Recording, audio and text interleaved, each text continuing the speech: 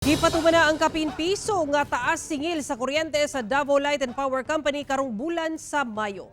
Ana sa 1 peso and 62 centavos matag kilowatt hour ang gitaas alang sa residential rate o ana sa 325 pesos and 8 centavos sa matag 200 kilowatt hour nga konsumo.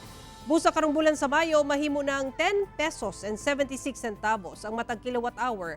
Mas taas itandi sa 9 pesos and 13 centavos sa bulan sa Abril. Mao kini ang gibutyag ni Fermin Edelion, ang head sa Reputation and Enhancement Division sa DLPC atol sa pakiginabi sa GMA Superradyo Davao. Ang taas-singil tungod matud pa sa pag-ubos sa supply sa mga hydropower plants nga epekto sa El Nino ug ang pagsaka sa singil sa kuryente gikan sa Wholesale Electricity Spot Market o WSM. Gipasabot sa kumpanya nga dili nila kontrolado ang generation charge apan ang distribution charge sa kumpanya wala gihapoy pagbag-o sukad 2013. Giabisuhan ang mga konsumante nga magdaginot sa pagkonsumo sa kuryente ug mahimong wais sa paggamit og appliances.